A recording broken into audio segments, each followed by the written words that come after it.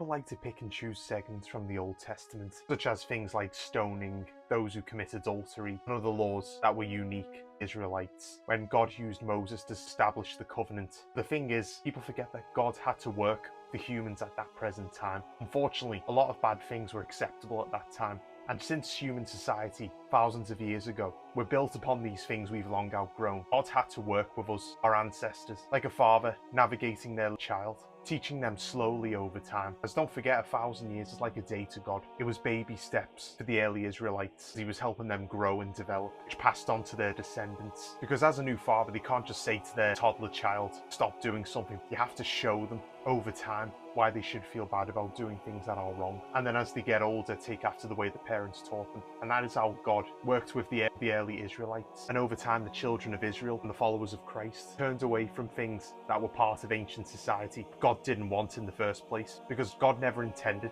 for humans. It came about as a result of our actions. And so, God used the brokenness of many other of his chosen prophets and figures like King David. God guided it over the centuries until now, because God is patient. But some people always like to try and pinpoint these things from the Old Testament that God let happen, while neglecting the context of the time and what the people of that time lived on, while neglecting God's love when it came to keeping his promise to Abraham, staying faithful to Abraham's promise even when the Israelites turned away from the Lord many times. And of course, the greatest act of the Lord, sending his only son to incarnate, to pay for the world's sins so that we may live. That is the greatest act of love of all time. No one has the authority to judge God, since he is judge. He is love and just. But if you're ever in doubt about God's love for you and that whether he will forgive you for whatever you've done in your life, I'm going to read out now in Luke chapter 15 verses 11 to 32. And this is the parable of the lost son. He also said, a man had 2 sons. The younger of them said to his father, Father, give me the share of the estate I have coming to me. So he distributed the assets to them. Not many days later, the younger son gathered together all he had and travelled to a distant country where he squandered his estate in a foolish living. After he had spent everything, a severe famine struck that country and he had nothing. Then he went to work with one of the citizens of that country,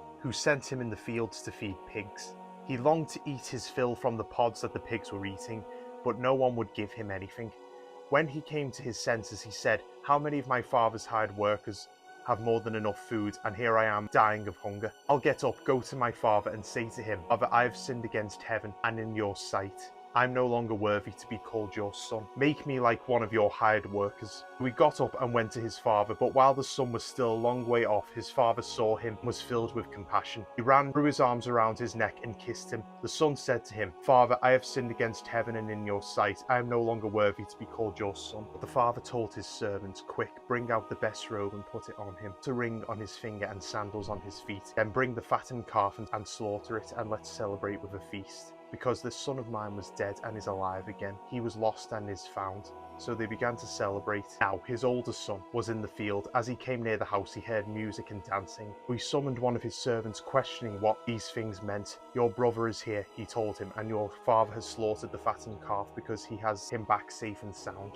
Then he came back angry and didn't want to go in. So his father came out and pleaded with him. But he replied to his father, look, I have been slaving many years for you, and I have never disobeyed your orders, yet you never gave me goats so that I could celebrate with my friends. But when the son of yours came, who has devoured your assets with prostitutes, you slaughtered the fattened calf for him. Son, he said to him, you are always with me, and everything I have is yours.